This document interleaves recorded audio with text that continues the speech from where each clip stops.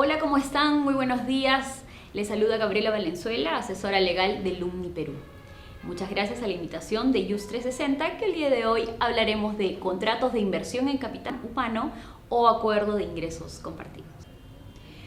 Los acuerdos de ingresos compartidos son una forma de financiamiento de la educación, en el cual los estudiantes se comprometen a ceder un porcentaje de sus ingresos futuros al inversionista. ¿Esto qué quiere decir?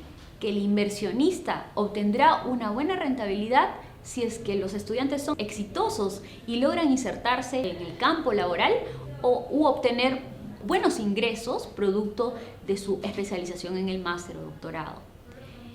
Si es que el estudiante no logra insertarse en el mercado laboral, pues no tiene la obligación de pago y por lo tanto no se ha incurrido en un evento de incumplimiento, pues está esto predicho en el contrato.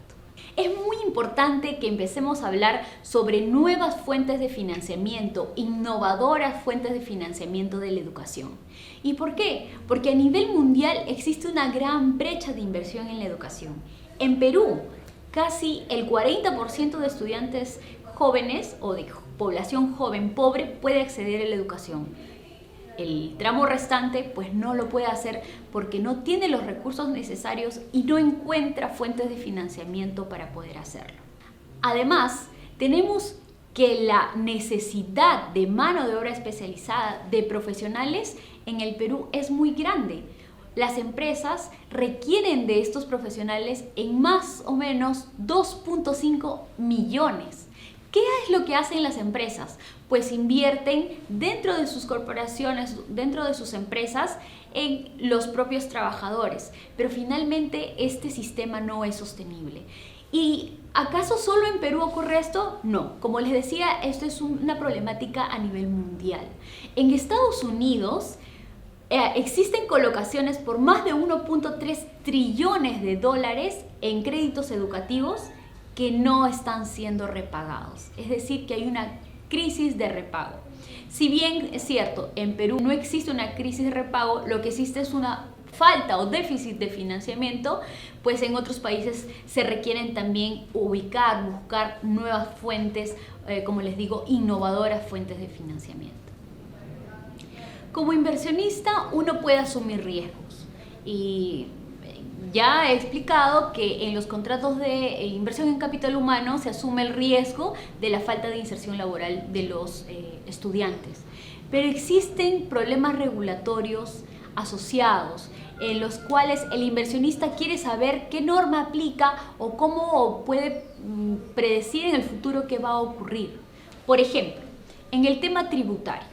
Esto no es un préstamo, pero como no existe regulación tributaria al respecto, se corre el riesgo de que la administración tributaria considere que por analogía es un préstamo. Por lo tanto, se podría interpretar que se tienen que pagar intereses presuntos durante la etapa de desembolso y que no hay un repago aún por parte de los estudiantes. Esto hace muy caro el sistema de acuerdos de inversión en capital humano, porque resultaría más barato ir a un sistema bancario donde uno no se paga IGB y luego no se tiene esta regulación sobre intereses presuntos. En el sistema sí se podría asimilar un pago de impuestos como cualquier empresa.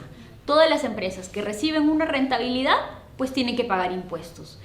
Pero lamentablemente al compararse a un préstamo que es dado por una empresa no regulada por el sistema bancario, pues entonces lo hace mucho más caro y probablemente insostenible.